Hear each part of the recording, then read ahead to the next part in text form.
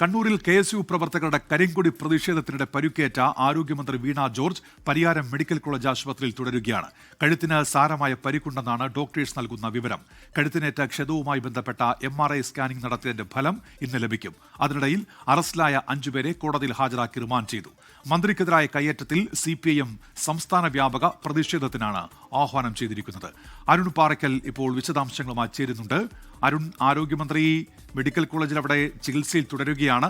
എന്തൊക്കെയാണ് ഡോക്ടേഴ്സ് നൽകുന്ന പുതിയ വിവരങ്ങൾ? ഒപ്പം ഈ വ്യാപകമായി പ്രതിഷേധങ്ങൾ ഉണ്ടായിരുന്നുവല്ലോ കണ്ണൂർ ജില്ലയിൽ ഉൾപ്പെടെ, എന്തൊക്കെയാണ് അതിന്റെ വിശദാംശങ്ങളും അരുൺ?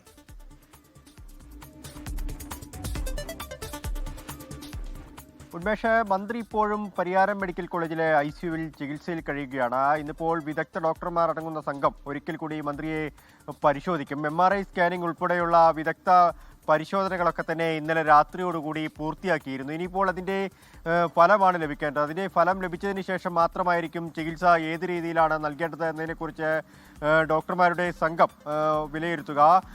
MRI സ്കാനിങ്ങിൻ്റെ ഫലം ഇന്ന് ലഭിക്കുമെന്നാണ് അറിയാൻ സാധിക്കുന്നത്. മന്ത്രിയുടെ കഴുത്തിനേറ്റ പരുക്ക്, അത് ശക്തിയായ ഒരു ആഘാതം, ശക്തിയായ ഒരു ഇടി ലഭിച്ചിട്ടുണ്ടാവുമെന്നാണ് ഡോക്ടർമാരുടെ ഒരു വിലയിരുത്തൽ. ആ പ്രതിഷേധത്തിനിടയ്ക്ക് ആരുടെയെങ്കിലും കൈ തട്ടിയതാകാം ഇങ്ങനെ ഒരു പരുക്കുണ്ടാവാൻ കാരണമെന്ന് ഡോക്ടർമാർ കരുതുന്നുണ്ട്. അതിനുവേണ്ടിയാണ്, ഈ വിദഗ്ധ പരിശോധനയ്ക്ക് വേണ്ടിയാണ് ഇന്നലെ വൈകിട്ടോടുകൂടി മന്ത്രിയെ പരിയാരം മെഡിക്കൽ കോളേജിലേക്ക് മാറ്റിയത്. അവസാനമായി ഇന്നലെ രാത്രിയാണ് മെഡിക്കൽ ബുള്ളറ്റിൻ പുറത്തു വന്നത്. അതിൽ MRI സ്കാനിങ്ങിൻ്റെ റിസൾട്ട് വരണം. ആ റിസൾട്ട് വന്നതിന് ശേഷം മാത്രമായിരിക്കും വിദഗ്ധ ചികിത്സ നൽകാൻ സാധിക്കൂ എന്നാണ് ഡോക്ടർമാർ പറയുന്നത്. മറ്റൊന്ന്, ഈ സംഭവം ഉണ്ടായതിനു ശേഷം, KSUവിൻ്റെ പ്രതിഷേധം ഉണ്ടായതിനു ശേഷം വ്യാപകമായ സംഘർഷം കണ്ണൂർ, കാസർഗോഡ് ജില്ലയിലും സംസ്ഥാനത്തെ പല ഭാഗങ്ങളിലും ഉണ്ടായി എന്നുള്ളതാണ്.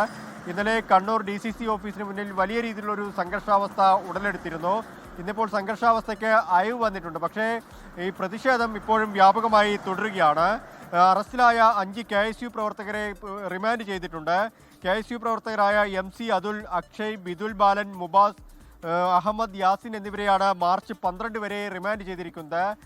വലിയ രീതിയിലുള്ള ഒരു പ്രതിഷേധ സാധ്യത ഇന്നും നിലനിൽക്കുന്നു എന്നതാണ് പ്രധാനപ്പെട്ട കാര്യം.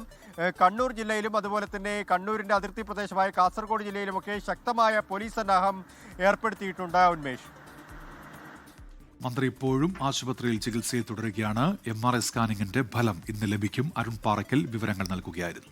ലോകത്തെവിടെയായാലും ഏത് സമയത്തും 24 വാർത്തകളും ഓഗ്മെന്റഡ് റിയാലിറ്റി പാക്കേജുകളും എക്സ്പ്ലെയിനറുകളും വിശദമായി കാണാൻ ഞങ്ങളുടെ YouTube ചാനൽ നിങ്ങൾക്ക് സബ്സ്ക്രൈബ് ചെയ്യാം.